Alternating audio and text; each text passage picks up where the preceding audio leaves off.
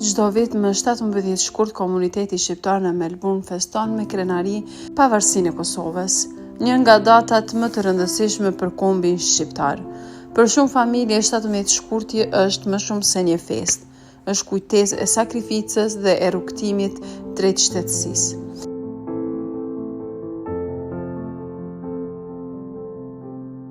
Edhe pse mijëra kilometra larg atë dheut, shqiptarët në Melbourne e përjetojnë këtë ditë me emocione të forta. Në skajnë tjetër të botës, mijëra kilometra larg trojeve shqiptare, në qytetin modern e shumë kulturor të Melbourne-it jeton një komunitet i gjallë dhe i organizuar shqiptarësh nga Kosova që kanë ndërtuar jetë të re, por që nuk e kanë harruar kur origjinën.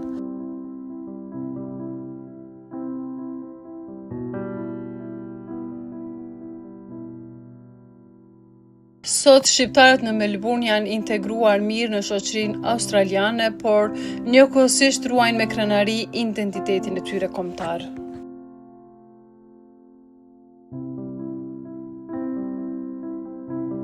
Ata kanë themeluar shoqata kulturore, klube sportive, organizata fetare dhe biznese familjare që shërbejnë si pika takimi. Fëmijët e lindur në Australi mësojnë gjuhën shqipe përmes kurseve komunitare, duke ruajtur kështu lidhjen me rrënjët e tyre. Shqiptarët në Melbourne janë të angazhuar në fusha të ndryshme: ndërtimtari, biznes, arsim, shëndetësi dhe administratë publike.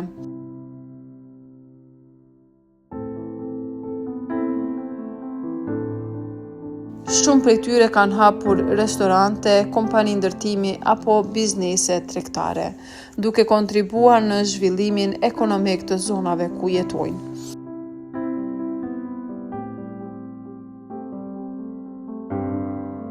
Brezi i ri i arsimuar në universitetet australiane po depërton gjithnjë më shumë në profesione të specializuara si mjekësi, inxhinieri dhe teknologji informative.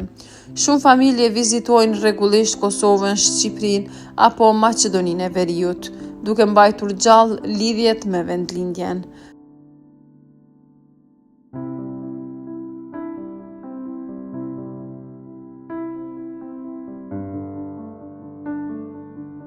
Në rrugët e largëta të Melbourne-it, mes ndërtesave moderne dhe parqeve të gjelbruara, flamuri i Kosovës dhe i Shqipërisë valvitet me krenari, si dëshmi se identiteti shqiptar jeton dhe lulëzon edhe në anën tjetër të globit.